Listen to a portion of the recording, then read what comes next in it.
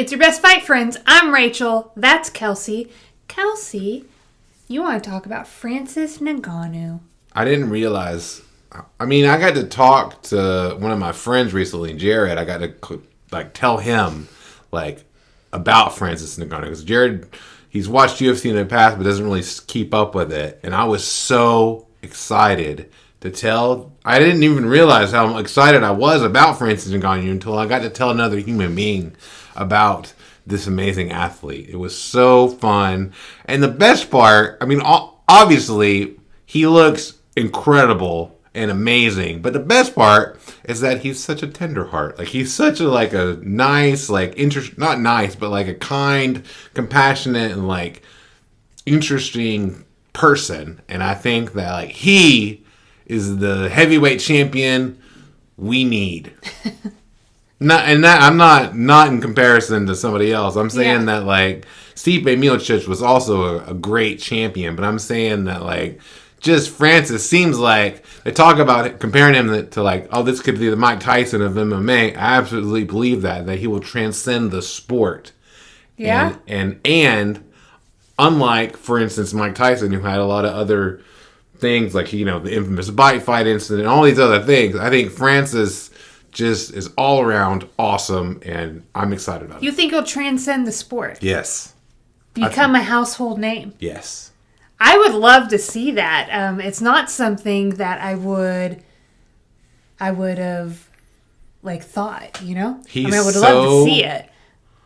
Dominant and so scary and so amazing, just a physical marvel. People love when somebody's a physical. He is a physical. He legitimately, I think, is such a great athlete that had he decided to be an NFL player or whatever, he could have done that, or whatever else sport there is.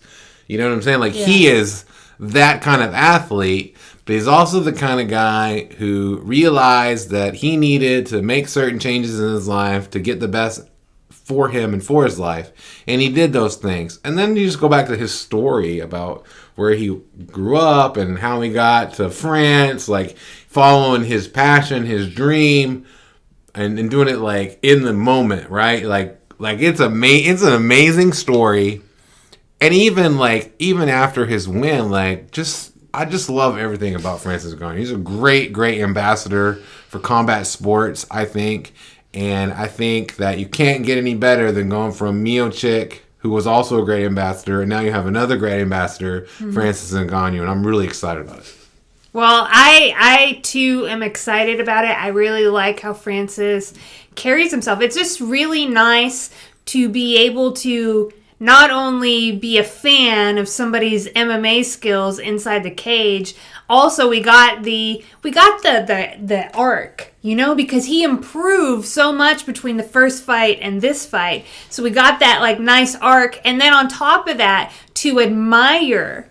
to have admiration for somebody outside the cage too. And to get that all together, sometimes I'm a fan of an athlete, but I feel like I have to preface it with, different things because maybe they carry themselves in such a way outside their domain of athleticism that's But even to talk about this, to have Stipe Miocic as an opponent who lost Saturday night, his statement, his post, however you want to describe that. On Instagram, are you talking about? On Instagram, really hit me. I was I loved. So now I have somebody who in loss I can admire and look at. And that's a really amazing thing because people, in victory, it might seem a little bit easier, but when you watch somebody when they lose and how they carry themselves, what Stipe posted in his Instagram post,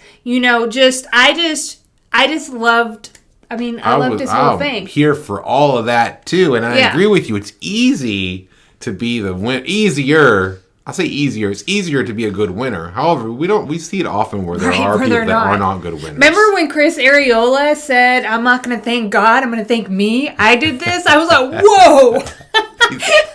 That's so crazy. But to not only a great winner in Francis, right? But Miocic, who lost. Everybody in life loses, or we suffer defeats often in life, and we need more examples in life, I think, of people that can take how to lose well. How to lose well. And he did that right after the fight was over, after he got folded in half backwards. He's up congratulating the guy with true humility and respect, and then carried that same spirit. I loved that post as well. Just both guys, amazing ambassadors. Well, his ability, and for all of us to be able to see that and apply it to our own lives, to step back and be like, this is part of life. There are wins and there are losses, and that this is the ebb and flow of life. I just thought it was really beautiful. So UFC 260. All here for that. Yeah, Ngannou Miocic, just like, I think that I love both these guys. I'm always like, hi.